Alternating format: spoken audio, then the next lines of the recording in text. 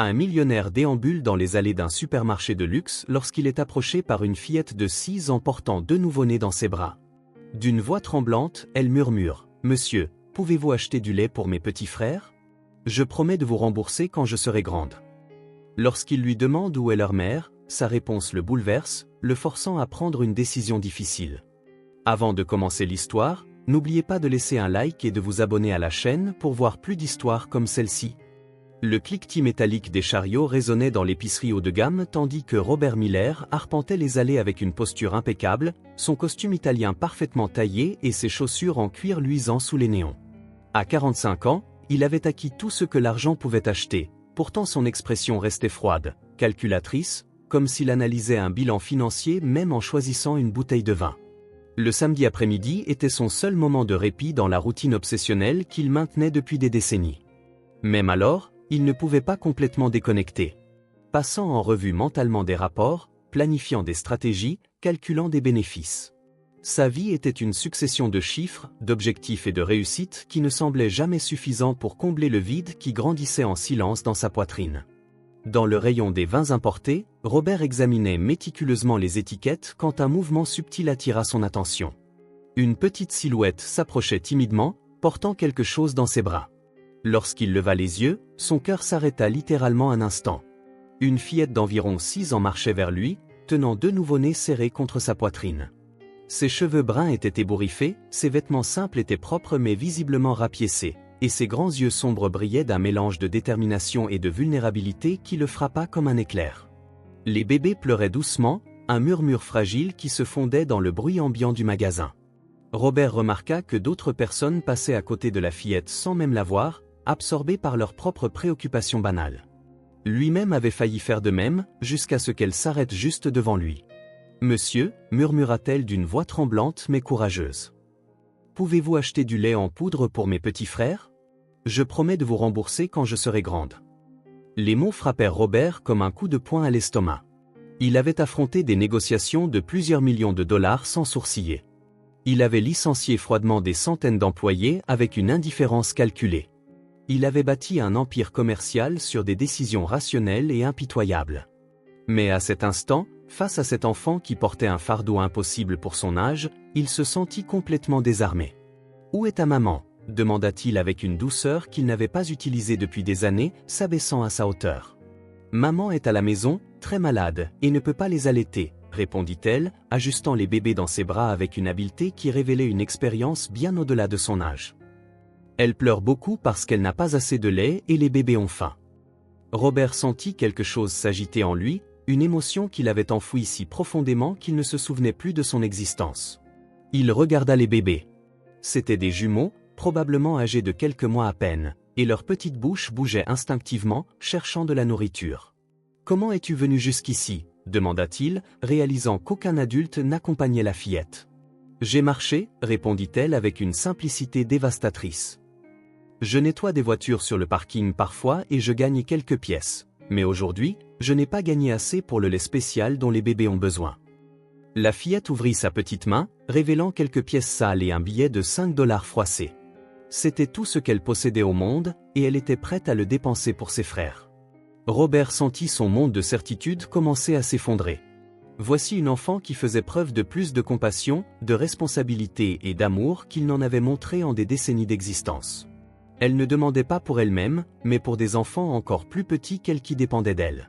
« Comment t'appelles-tu » demanda-t-il, sa voix sortant plus rauque qu'il ne l'avait voulu. « Mia » répondit-elle en souriant pour la première fois.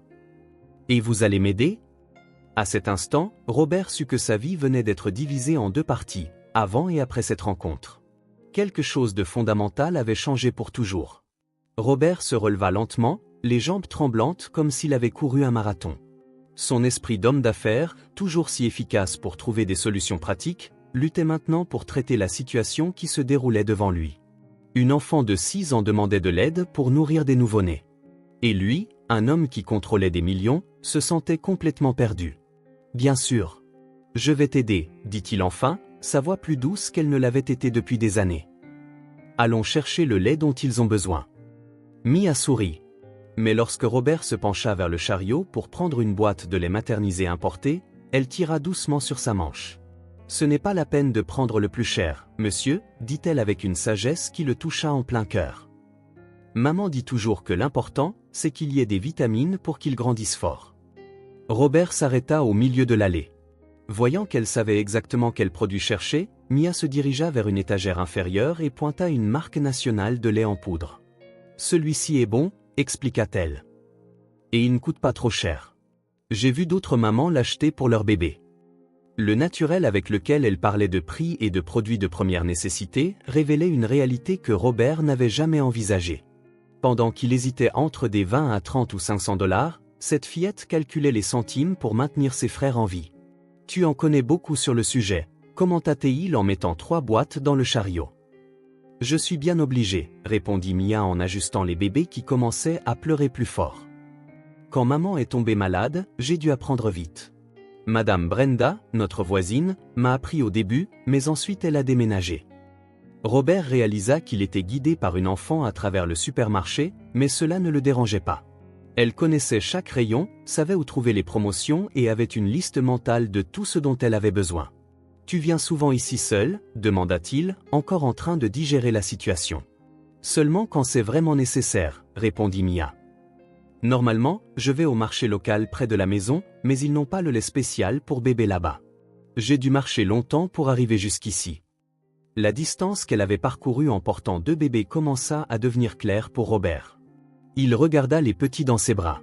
Ils étaient calmes maintenant, comme s'il sentait que de l'aide arrivait. « Tu as d'autres frères et sœurs ?» demanda-t-il, essayant de mieux comprendre la situation. « Non, il n'y a que nous 3. Maman dit toujours que nous sommes une petite famille, mais très forte. Elle faisait des ménages, mais après la naissance des bébés et sa maladie, j'ai dû aider davantage. » Robert sentit un pincement au cœur, imaginant une femme malade essayant de s'occuper seule de 3 enfants. Sa propre enfance avait été privilégiée, avec des nounous, des écoles privées et toutes les ressources que l'argent pouvait offrir. Il n'avait jamais pensé qu'il existait des enfants comme Mia, forcés de mûrir avant l'heure. « Et le père ?» demanda-t-il prudemment. Mia baissa les yeux un instant. Il est parti quand il a appris que maman était enceinte de jumeaux. Il a dit que c'était trop de responsabilités. La simplicité brutale de la réponse frappa Robert comme une gifle en plein visage. Il avait abandonné des relations pour des raisons bien moindres, privilégiant toujours sa carrière et ses objectifs personnels. À la caisse, alors que Robert sortait sa carte de crédit, Mia lui prit la main. « Monsieur, je vous promets que je vous rembourserai, » dit-elle avec un sérieux absolu. « Quand je serai grande et que j'aurai un vrai travail, je vous rendrai tout l'argent. » Robert regarda cette fillette portant 2 bébés et parlant d'honorer des engagements financiers, et réalisa qu'il en apprenait plus sur le caractère en 10 minutes qu'il ne l'avait fait dans toute sa vie d'adulte. « Quel est votre nom complet ?» demanda Mia alors qu'il sortait du supermarché. « Robert Miller, » répondit-il. « Merci, monsieur Miller, dit-elle. Vous avez sauvé mes petits frères aujourd'hui. » Mais Robert savait que c'était lui qui était en train d'être sauvé. Robert ne pouvait se résoudre à partir. Même après avoir payé les courses et accompagné Mia jusqu'à la sortie du magasin, quelque chose l'empêchait de simplement retourner à sa vie de luxe et de routine. Il regarda la fillette réarranger les bébés dans ses bras, se préparant pour la longue marche de retour. « Mia, » dit-il avec hésitation, « comment vas-tu porter tout ça toute seule ?» Elle regarda les sacs contenant le lait en poudre et d'autres articles que Robert avait insisté pour acheter, des couches, des lingettes, une petite couverture douce qui avait attiré son regard. « Je vais me débrouiller, » répondit-elle avec la même détermination qui l'avait impressionné dès le premier instant. « Je trouve toujours un moyen. » Robert réalisa qu'il était face à une décision qui pourrait tout changer. Il pouvait retourner à son Pantouse luxueux, à ses vins chers et à sa solitude confortable. Ou il pouvait faire un pas au-delà de ce qui était sûr et connu. « Laisse-moi te raccompagner en voiture », offrit-il, se surprenant lui-même. Mia le regarda avec une expression mêlant gratitude et méfiance. « Maman dit toujours de ne pas monter en voiture avec des inconnus, dit-elle. »« Tu as raison », approuva Robert, admirant la sagesse de sa mère sans même la connaître.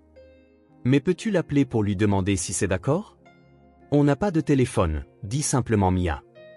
Maman a vendu son portable pour acheter des médicaments. À chaque révélation, Robert sentait son monde de certitude s'effriter un peu plus. Il possédait 3 téléphones portables, un pour le travail, un personnel et un pour l'international, et n'avait jamais imaginé que quelqu'un puisse être contraint de vendre son seul moyen de communication. Alors je vais marcher avec toi, décida-t-il. Comme ça, tu n'auras pas à tout porter toute seule. Mia l'étudia un instant, et Robert comprit qu'elle évaluait s'il était digne de confiance. Bien qu'elle ne soit qu'une enfant, elle avait développé des instincts de survie qu'il n'avait jamais eu besoin de développer. « Vous avez l'air d'une bonne personne, dit-elle enfin. Et les bébés vous ont bien aimé. Ils ont arrêté de pleurer quand vous étiez près d'eux. » Robert regarda les jumeaux dans les bras de Mia et réalisa qu'elle avait raison.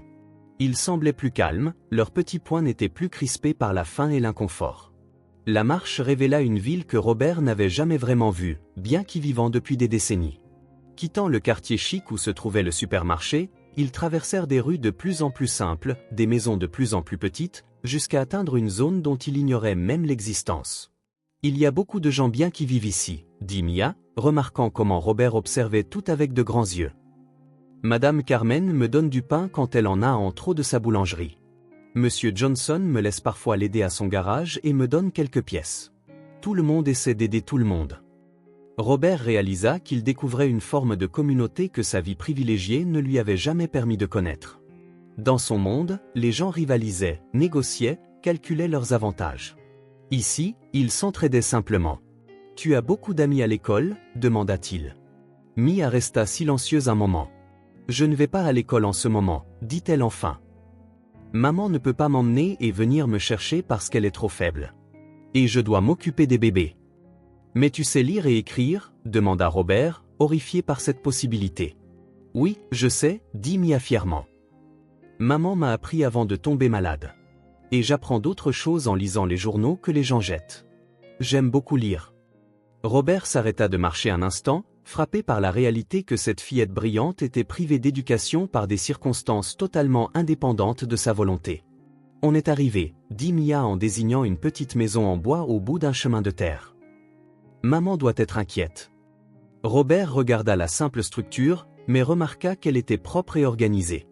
Il y avait un petit jardin devant avec des fleurs colorées et les fenêtres, bien que simples, étaient ornées de rideaux faits à la main. « Ta maman ne va pas être fâchée que tu sois parti seul ?» demanda-t-il. Mia sourit tristement. « Elle ne sait pas que je suis parti.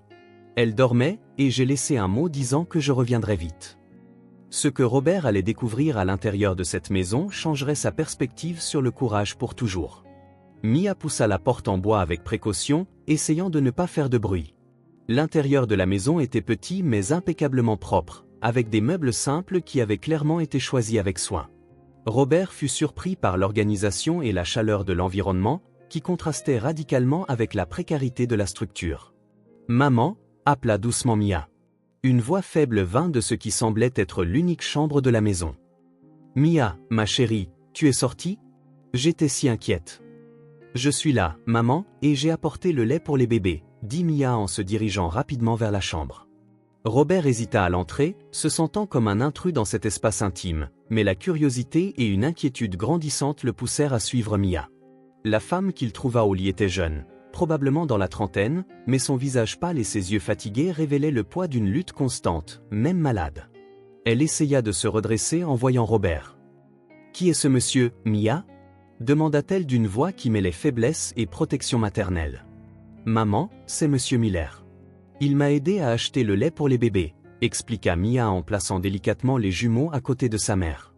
La femme, que Mia présenta comme Carla, regarda Robert avec une expression qu'il ne put entièrement déchiffrer. Il y avait de la gratitude, mais aussi de la méfiance et quelque chose qui ressemblait à de la honte. « Merci beaucoup, monsieur, » dit-elle en essayant de garder sa dignité malgré la situation. Mia n'aurait dû déranger personne. Je lui dis toujours de ne rien demander aux inconnus. Je n'ai pas demandé la charité, maman, dit rapidement Mia. J'ai promis que je le rembourserai quand je serai grande. Robert observa l'interaction entre la mère et la fille, sentant l'amour profond qui existait entre elles, mais aussi l'inquiétude constante qui dominait leur vie. Carla tenait les bébés avec une délicatesse qui révélait son expérience.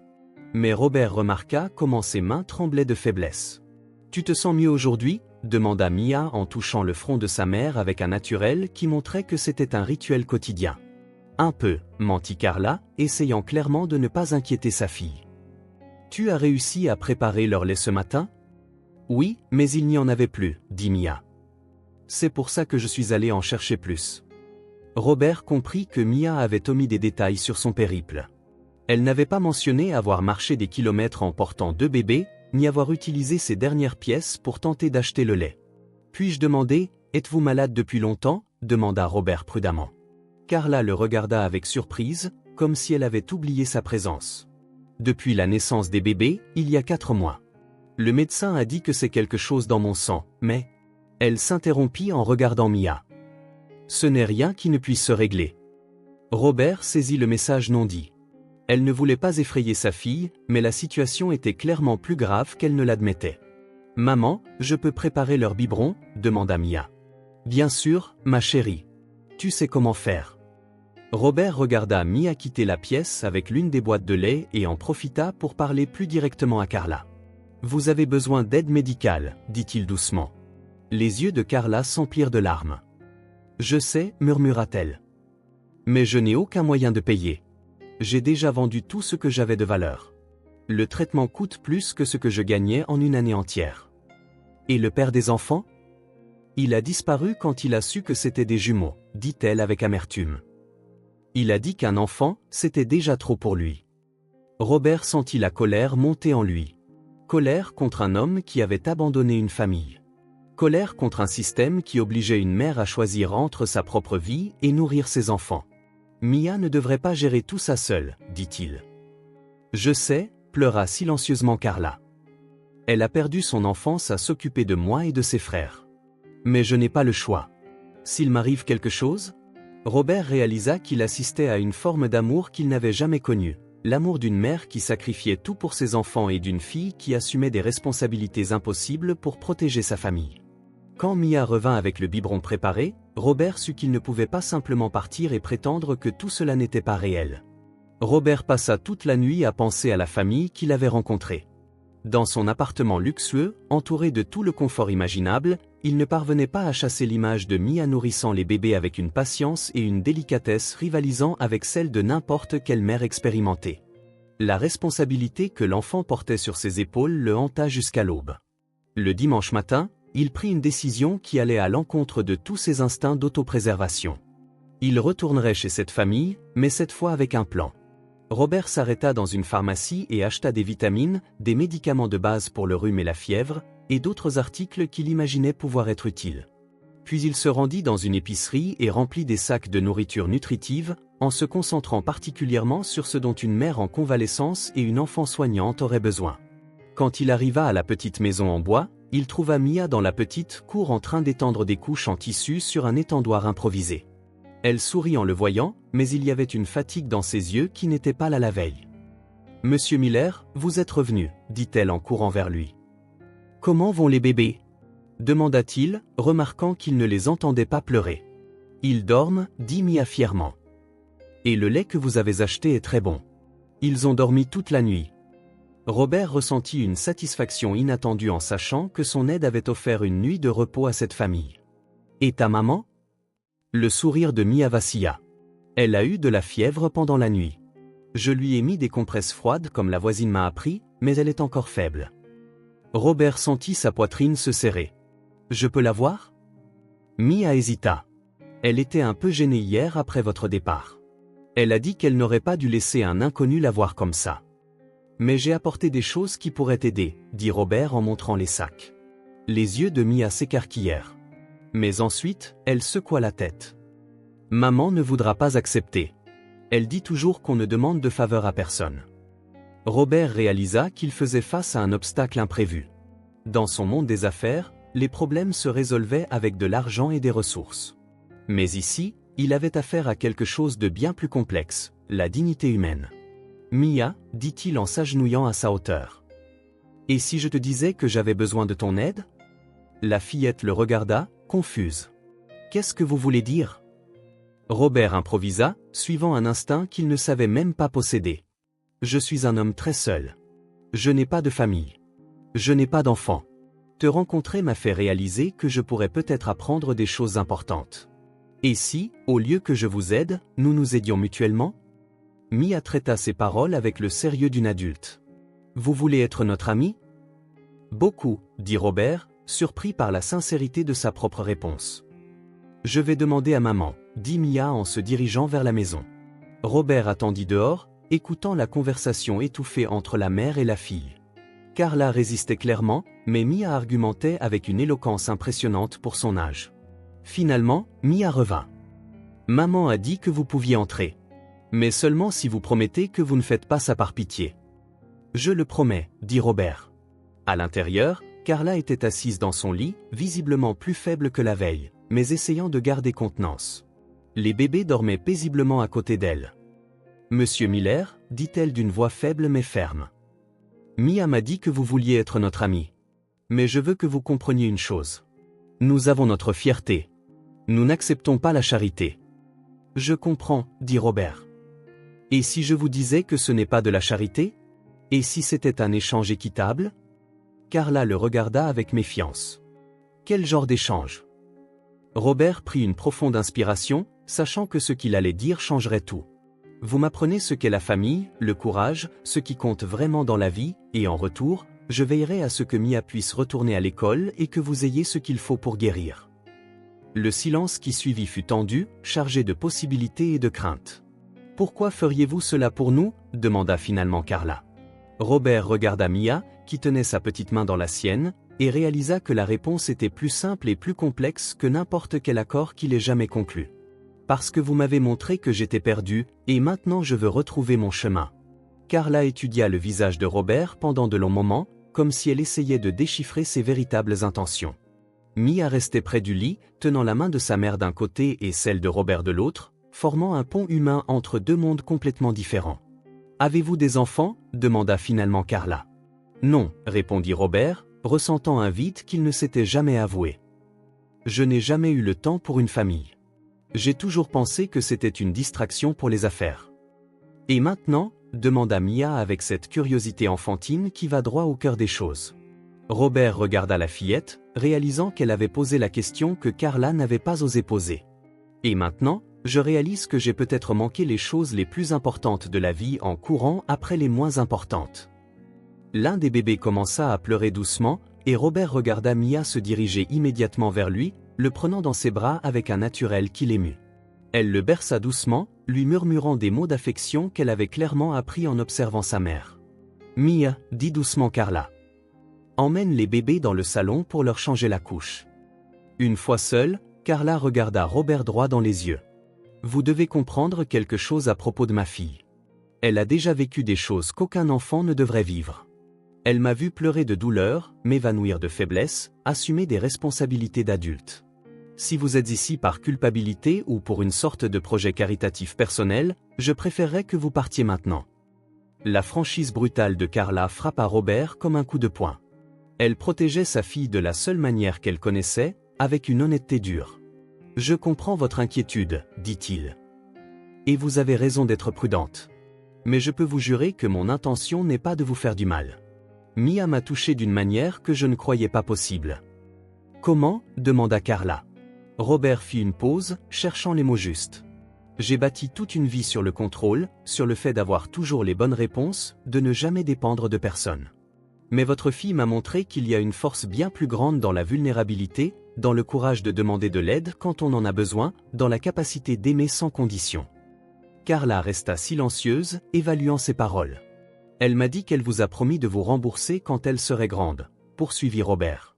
« Cela m'a brisé le cœur, mais cela m'a aussi montré une intégrité que j'avais perdue depuis longtemps. Je veux apprendre à être la moitié de la personne qu'elle est déjà à 6 ans. » « Et que proposez-vous exactement » demanda Carla. « Premièrement, laissez-moi aider avec les dépenses médicales et de base de la famille, dit Robert. En retour, acceptez que je passe du temps ici, que j'apprenne de vous ce qui compte vraiment. Mia peut m'apprendre le courage. Vous pouvez m'apprendre l'amour inconditionnel. Et peut-être que je pourrai vous le rendre en m'assurant qu'elle reçoive l'éducation qu'elle mérite. » « Et quand vous en aurez assez de jouer à la famille » demanda Carla avec une amertume qui révélait de vieilles blessures. La question toucha profondément Robert. « Je ne sais pas comment vous convaincre que ce n'est pas un jeu pour moi. Je peux seulement dire que pour la première fois depuis des années, j'ai l'impression d'avoir trouvé quelque chose qui vaut plus que n'importe quel accord commercial que j'ai jamais conclu. Mia revint dans la pièce, portant l'un des bébés maintenant propre et souriant. « Maman, est-ce que Monsieur Miller peut rester pour le déjeuner? Je sais faire de très bonnes pâtes. » Carla regarda sa fille, puis Robert, et il comprit qu'il était mis à l'épreuve. « Tu cuisines vraiment ?» demanda-t-elle à Mia. « Oui, Madame Brenda m'a appris avant de déménager. Je sais faire des pâtes, du riz, des œufs et quelques autres choses. » L'idée d'une enfant de 6 ans préparant les repas pour la famille fit à nouveau mal au cœur de Robert. Chez lui, il avait un chef professionnel qui préparait des repas élaborés qu'il avait à peine le temps de savourer. « J'adorerais déjeuner avec vous, dit-il. Carla hocha lentement la tête. « D'accord, mais je veux qu'il soit clair que cela ne signifie pas que j'accepte votre proposition. Cela signifie simplement que je suis prête à mieux vous connaître avant de décider. » C'est juste, acquiesça Robert. « Et une dernière chose, Monsieur Miller, dit Carla, sa voix gagnant une fermeté qu'il n'avait pas encore entendue. Si à un moment quelconque je sens que votre présence nuit à ma fille de quelque manière que ce soit, vous devrez partir et ne jamais revenir. » Je suis entièrement d'accord, dit Robert. Mia frappa dans ses mains, heureuse. Alors, je vais commencer à cuisiner. Monsieur Miller, pouvez-vous m'aider à mettre la table? En suivant Mia vers la petite cuisine, Robert réalisa qu'il était sur le point de participer à quelque chose qu'il n'avait jamais connu. Un repas préparé avec amour dans un foyer où chaque geste comptait. 3 jours après le déjeuner chez Mia, Robert était dans son bureau lorsqu'il reçut un appel qui allait tout changer. C'était un numéro inconnu, et il faillit ne pas répondre. Son assistante avait des instructions strictes pour filtrer les appels. « Allô » répondit-il distraitement, en révisant des contrats. « Monsieur Miller ?» La voix était celle d'une femme inconnue, tendue et urgente. « Oui. Qui est à l'appareil ? Je m'appelle Carmen. Je suis la propriétaire de la boulangerie près de chez Mia. Elle m'a donné votre numéro en disant que vous étiez un ami de la famille. » Robert laissa tomber ses papiers immédiatement. Est-ce qu'il s'est passé quelque chose? Sa mère s'est effondrée ce matin et ne se réveille pas. Mia est désespérée. Elle ne sait pas quoi faire. Elle est venue en courant ici pour demander de l'aide, mais je n'ai pas les moyens pour un hôpital privé. Et au dispensaire communautaire, ils ont dit qu'ils n'avaient pas de lit. Un frisson parcourut l'échine de Robert. Où sont-elles maintenant? Chez elle. Mia est seule avec les bébés et sa mère inconsciente. J'ai proposé de rester avec elle, mais elle a dit qu'elle ne voulait pas laisser sa mère seule une minute. Robert se levait déjà, attrapant les clés de sa voiture. J'arrive tout de suite. Pouvez-vous rester avec Mia jusqu'à ce que j'arrive? Je suis déjà en route, dit Carmen. Monsieur Miller, la situation est très grave. Cette fille essaie d'être forte, mais elle est terrifiée. Robert se précipita dans les couloirs de son entreprise, ignorant les salutations des employés et les tentatives de son assistante de lui rappeler ses rendez-vous importants. Rien de tout cela ne comptait maintenant. La seule chose dans son esprit était d'arriver auprès de Mia et Carla. Le trafic de la ville ne lui avait jamais paru si lent. Robert tapotait des doigts sur le volant, calculant mentalement les hôpitaux les plus proches, les meilleurs médecins qu'il connaissait, les ressources qu'il pouvait mobiliser. Pour la première fois de sa vie, sa richesse n'était pas un symbole de statut, mais un outil de salut. Quand il arriva à la maison, il trouva Carmen tenant les 2 bébés tandis que Mia était agenouillée près du lit, tenant la main de sa mère et murmurant « Maman, s'il te plaît, réveille-toi. Les bébés ont besoin de toi. J'ai besoin de toi. » Le cœur de Robert se brisa à cette vue. Mia, si forte et courageuse jusqu'alors, ressemblait enfin à une enfant effrayée. Des larmes coulaient sur son visage, et elle tremblait en essayant de réveiller Carla. « Mia » dit-il doucement en touchant l'épaule de la fillette. Elle se retourna et courut dans ses bras, sanglotant. « Monsieur Miller, elle ne se réveille pas. J'ai tout essayé, mais elle ne se réveille pas. » Robert la serra fort, sentant son désespoir comme si c'était le sien. « C'est bon, Mia. Je suis là maintenant. Nous allons nous occuper de ta maman. » Il s'approcha de Carla, vérifiant sa respiration et son pouls. Elle était vivante, mais clairement dans un état grave. Sa peau était pâle et froide, et sa respiration était irrégulière. « Carmen, pouvez-vous rester avec les bébés ?» demanda Robert. « Bien sûr, » dit-elle, sentant l'urgence. « Mia, nous emmenons ta maman à l'hôpital maintenant, » dit Robert, sortant déjà son téléphone pour appeler une ambulance privée. « Mais si elle meurt ?» demanda Mia, la voix brisée par la peur. Robert s'agenouilla devant elle, lui prenant le visage entre ses mains. « Écoute-moi bien, Mia. Ta maman est une femme très forte, tout comme toi, et maintenant elle a toute l'aide médicale dont elle a besoin. Nous ne laisserons rien lui arriver. Vous le promettez ? demanda Mia, ses grands yeux fixés sur les siens. Robert savait qu'il ne devait pas faire de promesses qu'il ne pourrait peut-être pas tenir. Mais en regardant cette fillette, qui avait déjà tant perdu, il ne pouvait pas hésiter. « Je le promets, dit-il. Nous nous battrons de toutes nos forces. » L'ambulance arriva en un temps record, et Robert réalisa qu'il vivait quelque chose qu'il n'avait jamais connu, la peur absolue de perdre quelqu'un qu'il aimait. Car à un moment donné, au cours de ces quelques jours, cette famille était devenue sa famille. Alors que l'ambulance filait dans les rues avec Carla, Mia et lui à l'intérieur, Robert prit une décision qui changerait tout. Peu importe ce que cela coûterait, peu importe les ressources qu'il devrait mobiliser, il sauverait Carla. Pas par charité, pas par culpabilité, mais parce que cette famille était devenue la chose la plus importante de sa vie. À l'hôpital privé le plus exclusif de la ville, Robert découvrit le véritable pouvoir de son influence lorsqu'elle était utilisée avec un but. En quelques minutes, il avait mobilisé une équipe médicale complète, cardiologues, hématologues, médecins généralistes et infirmières spécialisées. Carla fut admise aux soins intensifs, et les examens commencèrent immédiatement. Mia ne quitta pas le côté de Robert, lui serrant la main fermement tandis qu'elle regardait les médecins et les infirmières entrer et sortir de la chambre de sa mère. L'hôpital était un monde étranger pour elle. Tout était blanc, brillant et plein de bruits étranges qui lui faisaient peur. « Monsieur Miller » murmura-t-elle. « Pourquoi y a-t-il tant de machines connectées à maman ?» Robert regarda à travers la vitre Carla, connectée à des moniteurs qui émettaient des bips constants, et sentit un serrement dans sa poitrine. Elle l'aide à reprendre des forces pendant que les médecins cherchent comment la guérir, expliqua-t-il avec un calme qu'il était loin de ressentir. Le médecin-chef, le docteur Williams, s'approcha d'eux avec une expression sérieuse. Robert sentit Mia se tendre à côté de lui. « Monsieur Miller, puis-je vous parler en privé ?» demanda le médecin. « Tout ce que vous avez à dire, vous pouvez le dire devant Mia, » dit fermement Robert.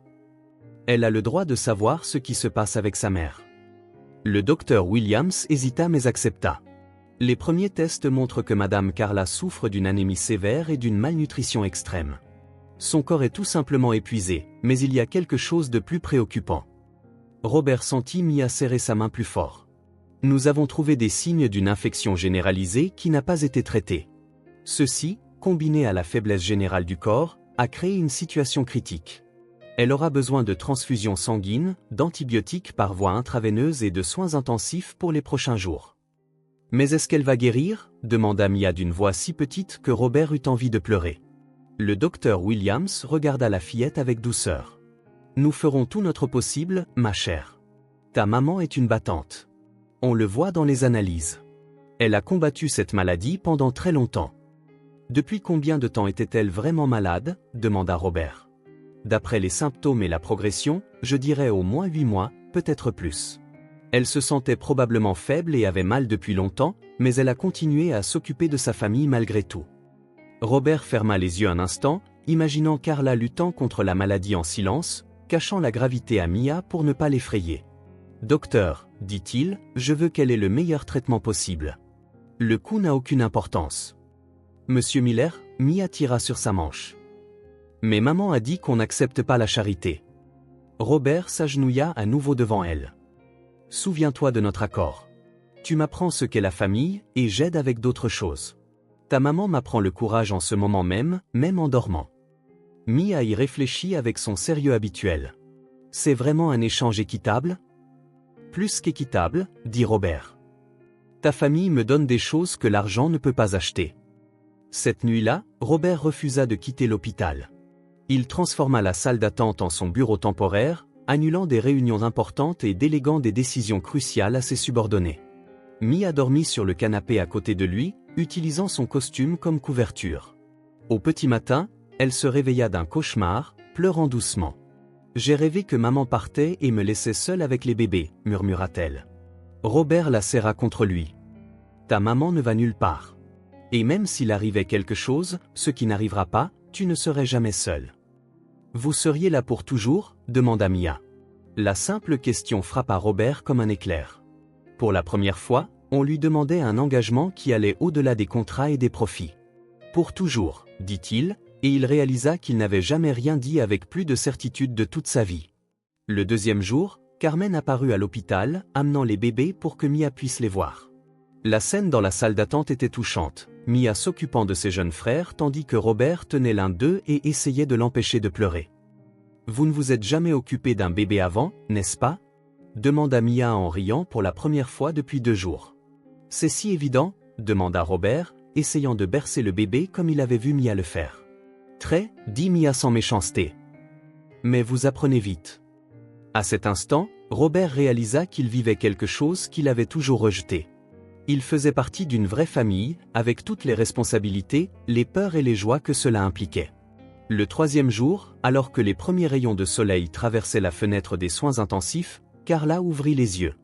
Le premier son qu'elle entendit fut la voix de Mia lisant une histoire pour enfants, assise doucement sur une chaise près du lit. Et alors la princesse réalisa qu'elle n'avait pas besoin d'un château pour être heureuse, car elle avait une famille qui l'aimait, lisait Mia dans un livre que Robert avait acheté à la boutique de l'hôpital. Mia. La voix de Carla sortit faible, presque un murmure. Mia laissa tomber le livre et sursauta. « Maman, tu es réveillée. » Ses larmes de joie se mirent immédiatement à couler. Robert, qui était parti chercher du café, se précipita en entendant l'agitation. Quand il vit Carla consciente, il ressentit un soulagement si profond que ses jambes faillirent flancher. « Comment te sens-tu » demanda Mia en tenant prudemment la main de sa mère. « Fatiguée, dit Carla, sa voix reprenant peu à peu de la force. « Mais mieux. Beaucoup mieux. » Elle regarda autour d'elle, réalisant où elle était. « L'hôpital. Le meilleur de la ville, dit Robert en s'approchant du lit. « Tu nous as fait une sacrée peur. » Carla essaya de s'asseoir, mais elle était encore faible. « Depuis combien de temps suis-je ici? Et les bébés? » « 3 jours, dit Mia. « Et les bébés vont bien. Madame Carmen s'occupe d'eux. Et Monsieur Miller a engagé une infirmière pour l'aider. » Carla regarda Robert avec une expression qu'il ne put déchiffrer. « Monsieur Miller, nous devons parler. » Dans les heures qui suivirent, après que les médecins eurent terminé leurs examens et confirmé que Carla était hors de danger, elle et Robert eurent la conversation la plus honnête et la plus difficile de leur vie. « J'ai failli mourir, dit Carla directement. Et si c'était arrivé, Mia se serait retrouvée seule avec 2 bébés. Cette pensée me terrifie plus que n'importe quelle maladie. » Robert hocha la tête, comprenant la gravité de ce qu'elle disait. « Vous m'avez sauvé la vie, continua-t-elle. Et ce n'est pas seulement en payant l'hôpital. C'est en apportant de l'espoir dans cette maison quand je n'avais plus la force d'en avoir. » Carla, laissez-moi finir, dit-elle fermement. Mia m'a parlé de la promesse que vous lui avez faite d'être là pour toujours. J'ai besoin de savoir si vous étiez sérieux. Robert regarda par la fenêtre de la chambre où il pouvait voir Mia dans le jardin de l'hôpital, poussant les bébés dans des poussettes empruntées au personnel infirmier. Elle leur chantait une chanson, et sa joie était contagieuse. « Plus sérieux que tout ce que j'ai jamais dit de ma vie, répondit-il. « Pourquoi » demanda Carla. « Pourquoi un homme riche et prospère comme vous se soucierait-il d'une famille comme la nôtre ?» Robert réfléchit à la réponse un long moment. « Parce que vous m'avez montré qui j'étais vraiment, sous tout ce que j'ai construit. Mia m'a appris le vrai courage. Vous m'avez appris l'amour inconditionnel. Et les bébés, ils m'ont appris que parfois, la chose la plus importante que nous puissions faire est simplement d'être présents. » Carla l'étudia avec des yeux qui avaient vu beaucoup de souffrance, mais aussi beaucoup de sagesse. « Et que voulez-vous de nous en retour » demanda-t-elle. « Une famille, dit simplement Robert. Je veux apprendre à faire partie de quelque chose de plus grand que moi. Je veux aider Mia à grandir et à réaliser tous ses rêves. Je veux voir les bébés faire leurs premiers pas, dire leurs premiers mots. Je veux être là pour les bons moments et les moments difficiles. Même quand ce ne sera pas pratique? Même quand ça interférera avec vos affaires? Surtout à ce moment-là, dit Robert. Car j'ai appris que rien de ce que j'ai construit ces 20 dernières années ne vaut un seul sourire de Mia. » Carla ferma les yeux un instant, et Robert comprit qu'elle prenait une décision qui changerait tout pour eux tous. « D'accord, dit-elle enfin. Mais nous devons établir des règles. Mia doit retourner à l'école. J'ai besoin de temps pour me rétablir complètement, et nous devons tous apprendre à être une famille d'une manière qui fonctionne. Je suis d'accord avec tout, dit s'adoucissant. Merci de ne pas nous avoir abandonnés. » À cet instant, Robert sut qu'il avait trouvé ce qu'il avait cherché toute sa vie sans le savoir, un endroit où il avait vraiment sa place. Dehors, Mia poussa un cri de joie en voyant un oiseau se poser sur la poussette des bébés. Et Robert réalisa que ce son serait pour toujours la bande-son du bonheur dans sa vie. 2 semaines après la sortie de l'hôpital de Carla, Robert découvrait que faire partie d'une famille était à la fois la chose la plus naturelle et la plus difficile qu'il ait jamais faite. Sa vie méticuleusement organisée s'était transformée en un joyeux désordre d'horaires de biberon, de changements de couches, d'histoires pour s'endormir et de conversations profondes avec une fillette de 6 ans qui posait des questions qu'aucun dirigeant n'avait jamais posées. « Monsieur Miller », dit Mia un samedi matin alors qu'il essayait de comprendre comment préparer la bouillie pour bébé. « Mais pourquoi viviez-vous seul avant de nous rencontrer ?» Robert arrêta de remuer la casserole, réalisant que Mia posait toujours les questions les plus difficiles dans les moments les plus simples. « Parce que je pensais que je n'avais besoin de personne, répondit-il honnêtement. Je pensais qu'être indépendant, c'était la même chose qu'être fort. Et maintenant ? Maintenant, je sais qu'avoir besoin des bonnes personnes n'est pas une faiblesse. C'est ce qui nous rend humains. Mia hocha la tête avec son sérieux caractéristique. Maman a toujours dit, on est plus fort ensemble que seul. Carla, qui était dans le salon en train d'allaiter l'un des bébés, sourit en entendant la conversation. Son rétablissement avait été remarquable, tant sur le plan physique qu'émotionnel. Le fait d'être soulagé du fardeau de la survie quotidienne lui avait permis de redécouvrir la joie d'être mère au lieu de simplement lutter pour maintenir tout le monde en vie. Robert avait insisté pour déménager la famille dans une maison plus grande et plus confortable, mais Carla avait d'abord résisté.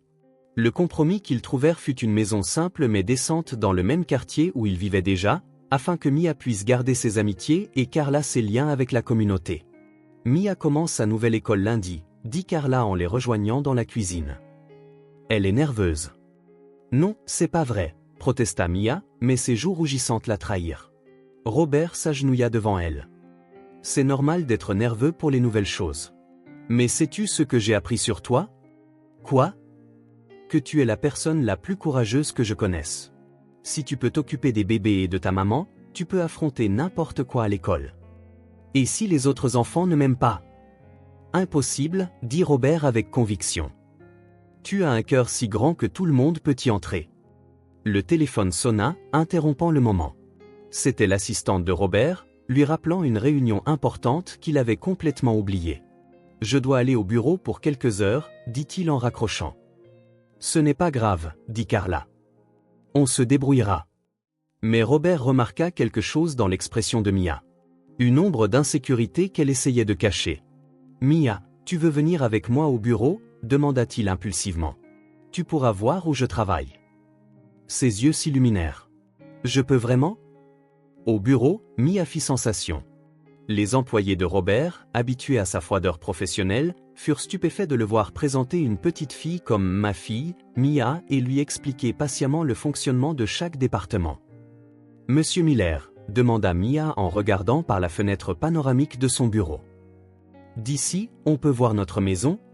« On ne peut pas voir la maison, dit-il. Mais on peut voir ce qui compte vraiment. »« Quoi ? » ?»« L'avenir. Et maintenant que tu fais partie de ma vie, l'avenir semble beaucoup plus lumineux. » Pendant la réunion, Robert découvrit quelque chose de surprenant. Prendre des décisions devenait plus facile quand il avait une famille à prendre en compte. Les questions qu'il se posait maintenant étaient différentes. Est-ce que cela m'éloignera de la maison trop longtemps ? Est-ce que cela contribue au type d'homme que je veux être pour Mia ? Est-ce que c'est aligné avec les valeurs que je veux enseigner ? Papa Robert, dit Mia en rentrant à la maison, utilisant ce titre pour la première fois sans s'en rendre compte. Robert s'arrêta au milieu du trottoir, trop ému pour parler. « C'est comme ça que tu m'as appelé ?» dit-il doucement. Mia rougit. « Pardon, c'est sorti tout seul. »« Ne t'excuse pas, dit Robert en s'agenouillant à sa hauteur. C'est la plus belle chose que quelqu'un m'ait jamais dite. Je peux vraiment t'appeler comme ça, Papa Robert ? Ce serait un honneur, dit-il en la serrant dans ses bras. Ce soir-là, en couchant Mia, elle lui posa une autre de ses questions profondes. Papa Robert, penses-tu que les gens peuvent vraiment changer ? Pourquoi demandes-tu ça ? Parce que tu étais si différent quand on t'a rencontré au supermarché, et maintenant tu souris plus. Tu joues avec moi. Tu aides avec les bébés. C'est comme si tu étais devenu une toute nouvelle personne. Robert y réfléchit. Je pense que les bonnes personnes réveillent des parties de nous que nous ne savions même pas exister. Tu m'as aidé à trouver le Robert que j'aurais toujours dû être. Mia sourit, satisfaite de la réponse. Alors, on est une vraie famille maintenant. La plus vraie qui soit, dit Robert en lui embrassant le front. En éteignant la lumière, Robert réalisa qu'il avait trouvé ce que tout son argent n'avait jamais pu acheter, un foyer. 6 mois après cette première rencontre au supermarché, Robert pensait avoir affronté tous les défis que la vie de famille pouvait présenter. Il avait tort. L'appel qu'il reçut un jeudi après-midi à son bureau allait à nouveau tout changer. Monsieur Miller, la voix était formelle, officielle. Ici les services de protection de l'enfance. Nous avons reçu un signalement anonyme concernant la situation de la mineure Mia Santos. Le sang de Robert se glaça. Quel genre de signalement? Des allégations selon lesquelles une mineure vit dans un foyer non réglementé avec un adulte qui n'a aucun lien familial légal. Nous devons effectuer une visite d'évaluation pour vérifier les conditions de vie et déterminer si la mineure doit être retirée de son environnement actuel. Robert sentit le monde tourner. KO. Demain à 14 h. Tous les résidents du foyer doivent être présents. Après avoir raccroché, Robert resta paralysé pendant plusieurs minutes. Puis il se précipita à la maison, sachant qu'il devait le dire à la famille avant qu'il n'arrive et ne trouve tout le monde non préparé. Carla était en train de donner le bain au bébé quand il arriva. Et Mia était à la table de la cuisine en train de faire ses devoirs. La scène domestique, si normale et chaleureuse, contrastait brutalement avec la bombe qu'il s'apprêtait à lâcher. « Nous devons parler », dit-il en essayant de garder sa voix calme. Carla sentit immédiatement que quelque chose n'allait pas. « Mia, ma chérie, peux-tu aller jouer dans le jardin un petit moment ?»« Non, dit Robert. Elle doit savoir, elle aussi. » Il leur raconta l'appel, regardant le visage de Carla pâlir et Mia comprendre progressivement la gravité de la situation. « Ils peuvent m'emmener ?» demanda Mia, sa voix petite et effrayée. « Je ne laisserai pas faire, » dit Robert avec une fermeté qu'il était loin de ressentir. Carla lui prit les mains. « Robert, tu dois comprendre quelque chose. S'il détermine que la situation n'est pas réglementée, il n'y a pas grand-chose que nous puissions faire. Tu n'as aucun lien légal avec nous. » « Alors nous en créerons un, » dit Robert. « J'appelle mes avocats tout de suite. »« Pour faire quoi ?»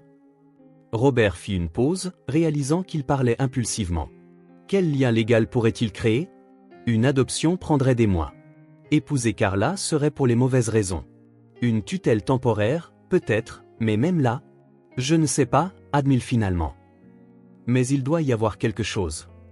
Cette nuit-là, aucun d'entre eux ne dormit bien. Robert passa des heures au téléphone avec des avocats, essayant de trouver des alternatives légales. Carla rangea et réorganisa la maison, essayant de s'assurer que tout serait parfait pour la visite. Mia alternait entre les deux, essayant d'aider, mais clairement terrifiée. « Papa Robert, dit-elle quand il l'a mis au lit. S'il m'emmène, tu me chercheras ?» Robert sentit son cœur se briser. « Mia, regarde-moi. Quoi qu'il arrive demain, où que tu sois, je me battrai pour te ramener. Je te le promets.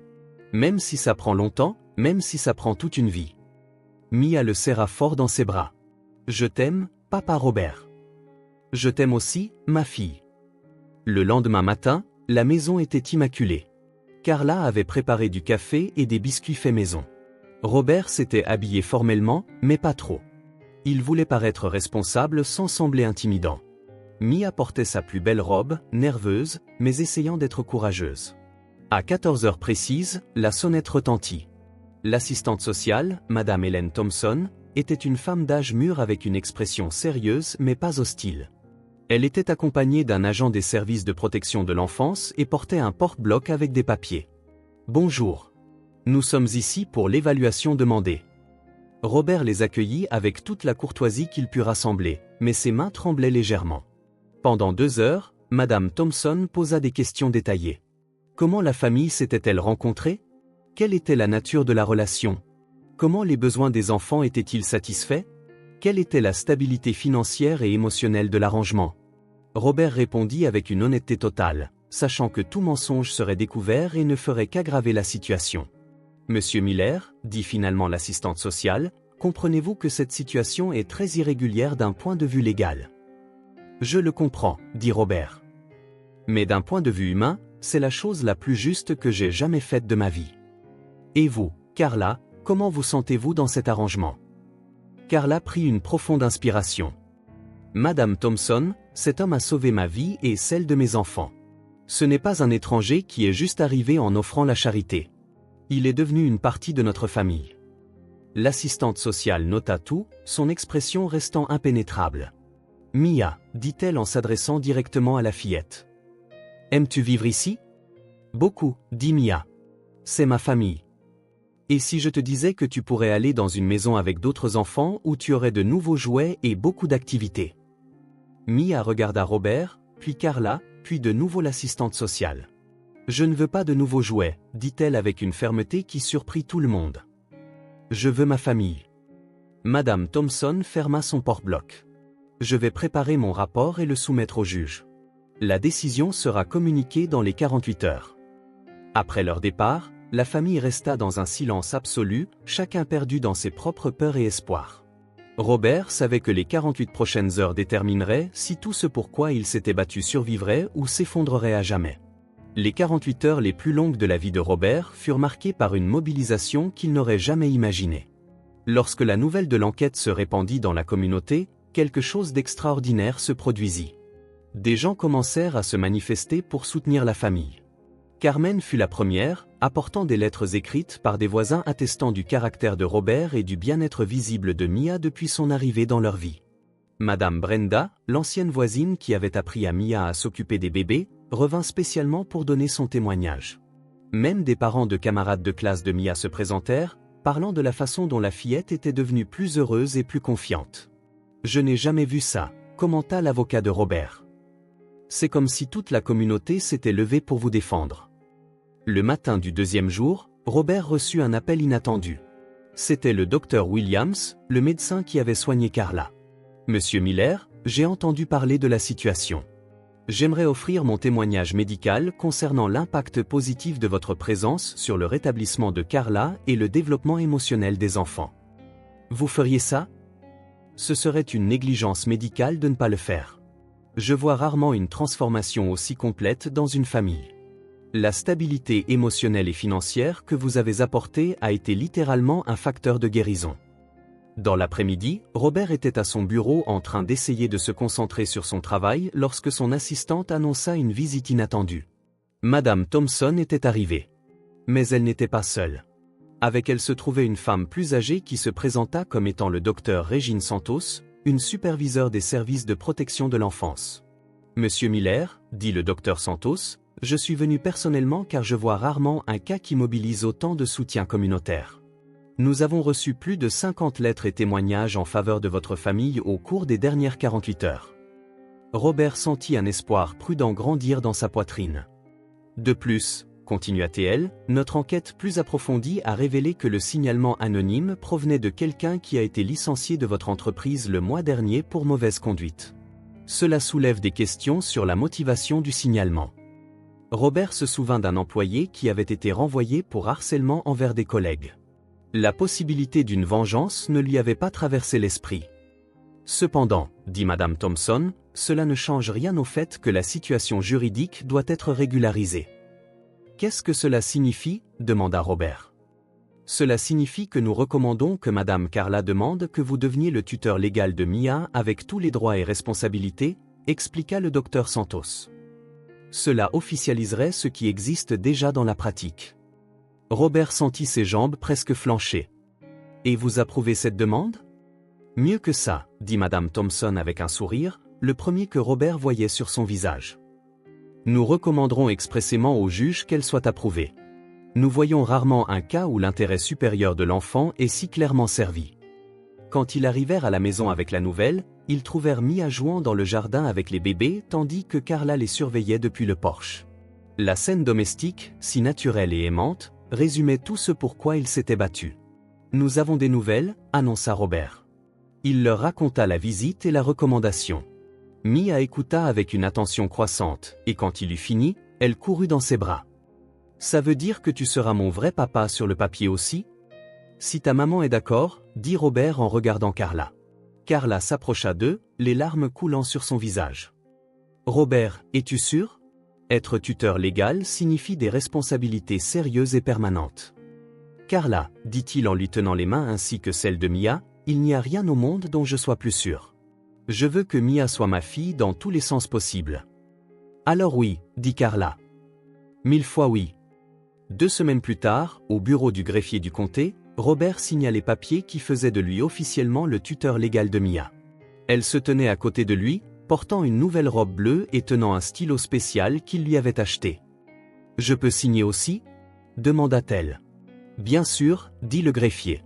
« Vous pouvez signer ici en bas en signe d'accord. » Mia prit le stylo, de son écriture d'enfant soigné, écrivit « Mia Santos, la fille de papa Robert ». Quand ils quittèrent le bureau, Robert portait non seulement des documents légaux, mais la certitude d'avoir trouvé son véritable but dans la vie. « Papa Robert », dit Mia en balançant ses jambes depuis le siège arrière de la voiture. « Je peux te poser une question ? » « Toujours. » « Tu te souviens de ce jour au supermarché quand je t'ai demandé du lait pour les bébés ? Comme si c'était hier. Je savais que tu étais une personne spéciale. » « Comment ? » « Parce que tu ne m'as pas regardé comme si j'étais invisible. Tu m'as vraiment vu. » Robert dut arrêter la voiture car ses larmes brouillaient sa vision. À cet instant, il comprit qu'il n'avait pas sauvé une famille. Une famille l'avait sauvé. 1 an après cette rencontre transformatrice au supermarché, Robert se tenait dans la même allée des vins, mais maintenant accompagné d'une famille. Mia, maintenant âgée de 7 ans et radieuse dans son uniforme scolaire, poussait un chariot tandis que les jumeaux, qui marchaient maintenant et disaient quelques mots, couraient autour d'elle sous le regard aimant de Carla. « Papa Robert, je peux choisir le jus ?» demanda Mia, toujours ravie de l'autonomie qu'elle avait acquise. « Bien sûr, ma chérie. Tu sais ce que maman et les bébés aiment le mieux. » Alors que Mia délibérait entre les options, Robert réfléchit à la façon dont cet endroit était devenu symbolique. Le supermarché, où sa vie avait changé pour toujours, abritait désormais un projet spécial, une section dédiée aux dons de nourriture pour les familles dans le besoin, financée par sa fondation et gérée par Carla. Monsieur Miller l'appela une voix. C'était Carmen, qui travaillait maintenant comme coordinatrice du programme d'aide communautaire qu'ils avaient créé dans le quartier. « Carmen, comment vont les familles cette semaine ? » « Nous avons servi 23 familles, dit-elle fièrement. Et nous avons de bonnes nouvelles. Cette mère célibataire que vous avez rencontrée le mois dernier a trouvé un emploi stable. » Robert sourit, réalisant à quel point il était gratifiant d'utiliser ses ressources pour multiplier les histoires d'espoir au lieu de simplement accumuler des richesses. « Tati Carmen. » Mia courut pour étreindre la femme qui était devenue l'une des figures maternelles de sa vie élargie. « Salut, princesse. Comment s'est passée l'école aujourd'hui ? » « J'ai eu une note parfaite à mon test de maths, dit Mia fièrement. Et la maîtresse a dit que j'allais participer à la foire des sciences. « Quel projet présentes-tu ? » demanda Carla en rejoignant le groupe. « Je vais montrer comment de petites plantes peuvent pousser n'importe où si elles ont assez d'amour et de soin, dit Mia. Comme notre famille. Robert sentit cette vague familière d'émotions qui venait toujours lorsque Mia faisait ses observations profondes avec une simplicité enfantine. À la caisse, la caissière, qui connaissait déjà la famille, sourit en les voyant. « Comment vont les bébés, Mia ? » « Ils grandissent tellement. John sait déjà dire Mia. »« Et Anna a dit maman hier, » répondit-elle, pleine de fierté pour ses frères et sœurs. Pendant qu'ils payaient les courses, Robert observa la dynamique naturelle qui s'était développée entre eux. Carla guidait les choix nutritionnels, Mia aidait à organiser et à divertir les petits, et il s'assurait que rien ne manquait. Chacun avait son rôle, mais tous étaient également importants. « Papa Robert, » dit Mia sur le chemin du retour. « Je peux te dire un secret ? Toujours. Parfois, j'ai peur que tout ça ne soit qu'un rêve et que je vais me réveiller dans la vieille cabane, seul avec les bébés qui pleurent et maman malade. » Robert arrêta à nouveau la voiture. Il avait pris l'habitude de s'arrêter pour les conversations importantes. « Mia, regarde-moi. Je vais te dire un secret aussi. J'ai parfois cette peur. Peur de me réveiller seul dans mon appartement froid, sans vous tous. » « Vraiment ? » ?»« Vraiment.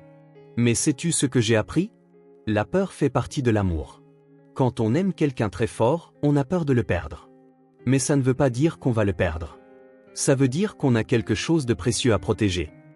Et tu protégeras notre famille. »« De ma vie, » dit Robert. « Tout comme tu as protégé ta famille quand tu étais petite, et comme ta maman vous a tous protégés même quand elle était malade. » Ce soir-là, après avoir couché les enfants, Robert et Carla s'assirent sur le porche de la maison, regardant les étoiles. « Regrettes-tu quelque chose ? » demanda Carla. « Le temps que j'ai perdu à vivre une vie vide, » dit Robert. « Mais je ne peux pas le regretter complètement. Car si ça avait été différent, peut-être que je ne vous aurais pas trouvé exactement quand vous aviez besoin de moi. Et quand tu avais besoin de nous, ajouta Carla. Oui, acquiesça-t-il. Quand j'avais le plus besoin de vous. Mia apparut à la porte du porche, tenant un dessin. Je n'arrivais pas à dormir, dit-elle. J'ai fait ça pour toi, papa Robert. Le dessin montrait 5 personnages se tenant la main devant une maison colorée. En dessous, de son écriture soignée, elle avait écrit « Ma famille de cœur, Mia, papa Robert, maman, John et Anna ». C'est la plus belle chose que j'ai jamais vue, dit Robert en la serrant dans ses bras. Je peux dormir ici avec vous ce soir? Bien sûr, dit Carla. Allons chercher les bébés aussi. Soirée en famille sur le porche. Quand tout le monde fut rassemblé sous les étoiles, Robert et Carla dans des chaises, Mia et les jumeaux dormant dans des couvertures sur le sol, Robert réalisa qu'il avait trouvé quelque chose qu'aucune réussite professionnelle ne lui avait jamais donné, une paix complète. Merci, murmura-t-il à l'univers, s'adressant à la force, quelle qu'elle soit, qui avait orchestré cette rencontre fortuite au supermarché. 1 an auparavant, il était un homme riche mais vide, entouré de possessions mais isolé de l'amour. Maintenant, il était simplement un père, un protecteur, un membre d'une famille qu'il avait choisi de construire sur la base de l'amour inconditionnel. Mia avait tenu sa promesse de le rembourser quand elle serait grande, non pas avec de l'argent, mais avec de l'amour, un but, et la découverte que la vraie richesse ne réside pas dans les biens matériels, mais dans le courage d'ouvrir son cœur à ceux qui ont le plus besoin de notre protection. Et Robert comprit enfin que parfois, nous devons être brisés pour devenir entiers, et que les plus grands trésors de la vie viennent envelopper dans les demandes les plus simples et les plus sincères de ceux qui croient encore en la bonté humaine.